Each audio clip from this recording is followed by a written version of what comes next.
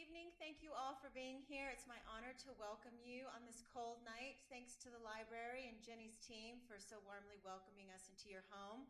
I won't talk but for a second because I know we're ready for the man of the hour. I just wanted to let you know briefly that tonight's lecture will be live streamed. We didn't announce it beforehand because we wanted to make sure we had everything that was ready to go. And so tonight is our first night, so wish us luck. Tomorrow, if it's all a success, you'll be receiving an email and information so that you can help spread the news to your friends who may not be here this time of year, who may be more comfortable at home, that they can chime in and watch Alasdair's amazing lecture series. So just keep your eyes open for that. And without further ado, please help me welcome music director and conductor, Alasdair Neal.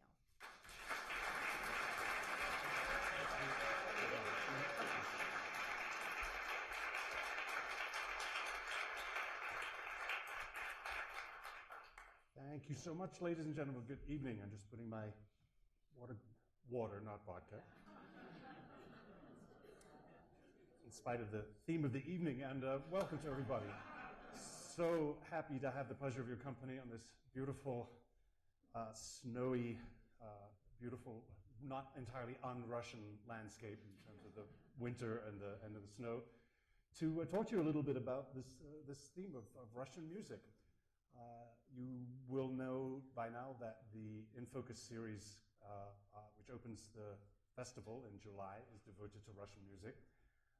We'll be doing everything, as you can see behind me, from Tchaikovsky to Shostakovich on that series, but I want to expand a little bit tonight and give you what has to be, sadly, a very superficial whistle-stop tour of Russian music. So I apologize in advance for the inevitably cursory nature of this talk. I hope we're going to be able to get to all of the musical examples that I've set forth, and with a little time for Q&A afterwards. But as I say, this is going to be just the bare bones to give you a taste of the incredible flavor or flavors of Russian music. I don't know if you were able to glean, as you were chatting to each other when you were coming in, a few strains of music in the background. But I'm going to refresh your memory, or put that a little front and center. What I wanted to do was set the scene by playing you an example of a key form of Russian musical expression, and that is Russian Orthodox chant. This is the kind of Russian equivalent of our Gregorian chant, but as you'll hear, I'm going to just have Deanna in just a second play a minute or so of that to get you in the world of the Russian Orthodox Church, because that's the very fertile ground for a lot of Russian musical expression. So let's just hear a little bit of some Russian church music to begin with.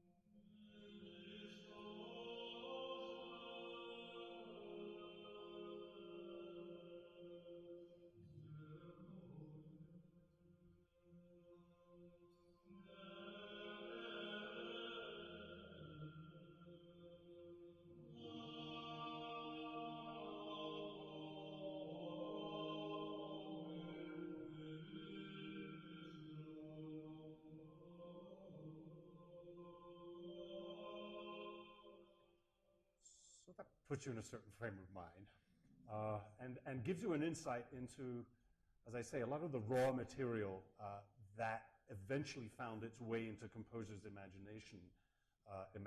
But this music held sway in Tsarist Russia for many, many years. There were long periods of time where the influence of the church dictated that no other music was, that secular music was forbidden, and the only thing that people could listen to was the music of the Russian Orthodox Church. And so that, plus Russia's isolation for so many years, meant a certain limitation of what people were exposed to. Ivan the Terrible, who died around 1580, invited actually some Western composers, I use the West in the very loosest term, anybody outside of Russia, into Russia, and started this sort of the loosening of the boundaries. And subsequent czars followed suit and brought in more Western people, and in particular Peter the Great, who was Tsar and Emperor between 1682 and 1725, sped this process along by adopting a lot of the values of the Enlightenment. And that's where the whole idea of St. Petersburg as a city modeled on Western aesthetics came into being, and or at least flourished. All of this happened also including an interest in Italian opera, so that for a lot of years Russians were writing music that was essentially Italian opera with a Russian accent, some with more success than others. But I want to fast forward to a man called Mikhail Glinka, who was born in 1804, died in 1857, and in many ways we can think of him as the father of modern Russian music. He was the first Russian composer to mine the tradition of Russian folk music, which had also flourished separately from being handed down as folk music is from one generation to the other. And he created really a distinctive national style. And it was this breakaway that inspired composers of subsequent generation. In one of his two great operas, Ruslan of the Miller, the other being A Day in the Life of the Tsar, he used the Russian vernacular and language, and in the overture, which I'm going to play for you now to this opera, he unleashed what I think we can identify as clearly the extrovert side of the Russian musical spirit. It's fun, it's athletic, it pops at you right from the very first bar, and it has an unmistakable Russian elan about it. You would not mistake this for a piece by Schubert or Brahms, I promise you, even though they would have written it around about the same time.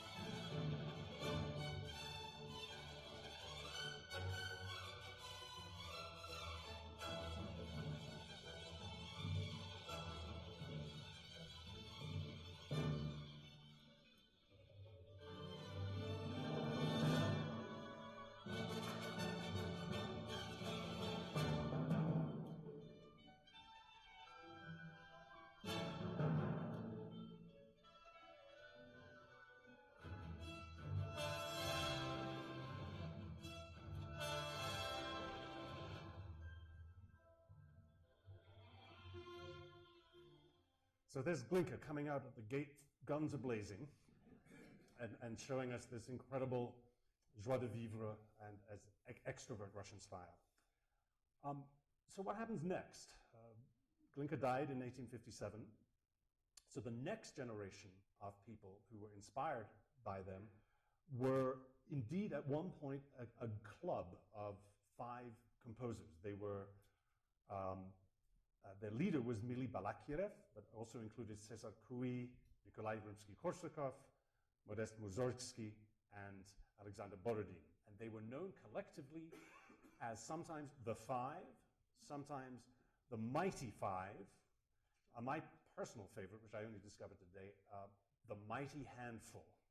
Which sounds like a sort of a summer children's blockbuster movie, you know, with action heroes. But anyway, these guys really established a Russian aesthetic and were at the forefront of a developing trend in music in the 19th century, and that one is the trend of nationalism, where people were getting in touch with folk melodies and their roots in other countries, in Hungary, later on with Czechoslovakia, with Dvorak and Kodai, in England and France as well. All of these nationalist voices were being heard, but nowhere more strongly than in Russia, with the presence of these five composers, which constituted the generation following Glinka. They began a formal collaboration in 1856, and it lasted until about 1870. But they were all young men at the beginning, so they were the kind of the young Turks, if you'll forgive my mixing metaphor.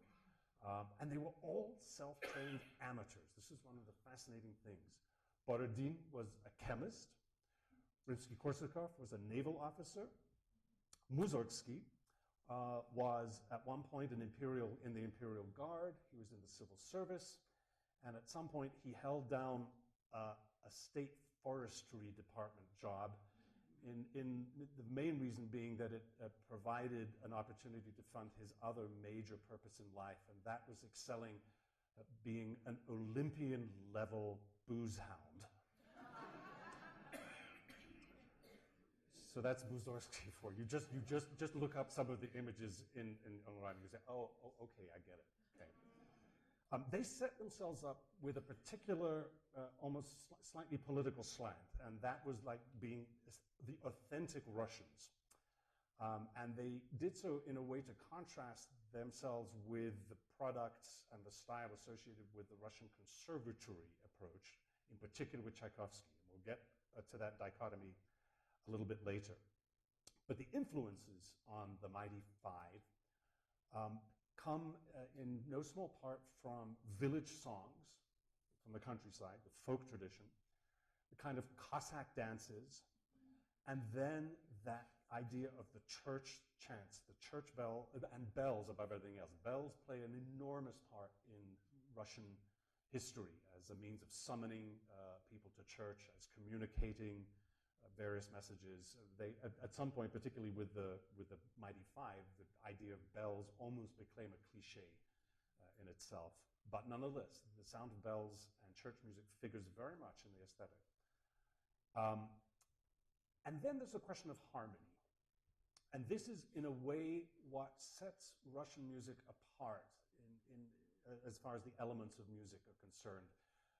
I would say that the way that Russian harmony functions, as opposed to Western harmony, is maybe the most immediately identifiable trait of Russian music, where you would listen to something not necessarily knowing what it is and say, well, I guess that sounds Russian, and not necessarily being able to say why, but it is, I would say, the most important feature of the music that identifies itself as Russian.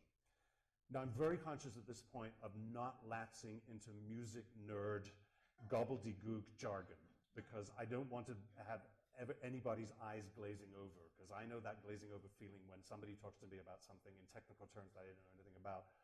I just tune out. So, and it's very difficult to talk about specifics about harmony without getting into that jargon. So, I guess the best thing that I can say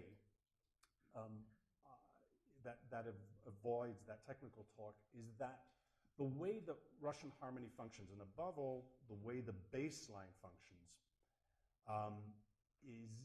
is that it's the way it exerts gravitational pull differs from Western music. Certain chord progressions in Western music will set themselves up so that one chord will pull another chord towards it in a very specific way. Russian music does that as well. It just does it in a different kind of way. It pulls chords from a different direction toward it and releases it in a different way.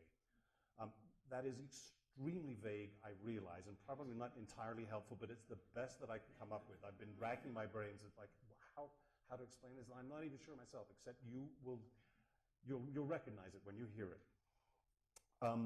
So let's.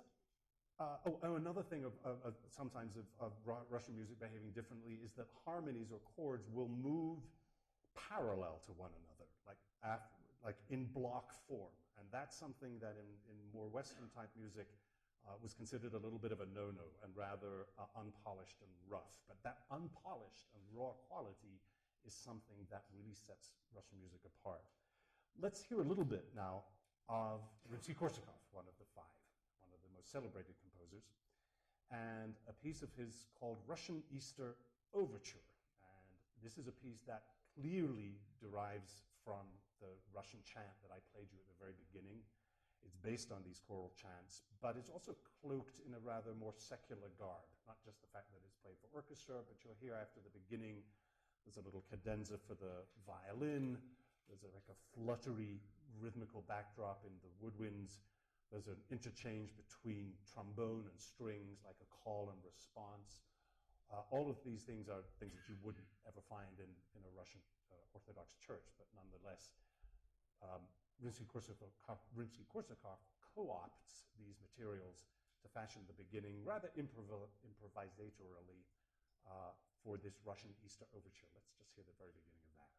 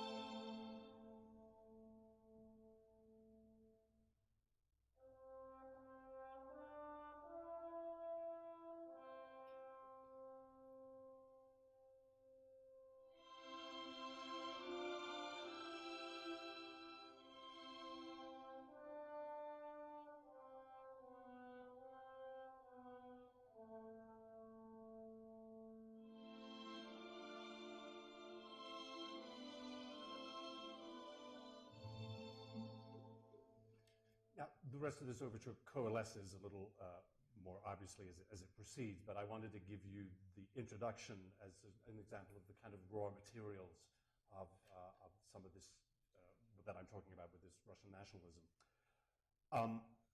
Scheherazade, which Rimsky-Korsakov wrote in 1888, is, I think, by a long margin, probably his most famous piece. I imagine most of you have heard it one way or another. And it's an example of another element of Russian nationalism of this era, and that is a fascination with Orientalism, which for them basically meant the culture of the Middle East, North Africa, and also Southwest and Southeast Asia, but particularly for musicians, Middle East and North Africa. Scheherazade really establishes Rimsky-Korsakov's brilliance as a master orchestrator. he wrote for the orchestra in a way that nobody else had up until that point. He took advantages of some of the developments, technical developments that were happening above all in the winds and brass. He added percussion as a crucial element of orchestral color and not just an occasional ping on a triangle or clash of a cymbal. And in this regard, he had great influence over subsequent composers both in Russia and beyond.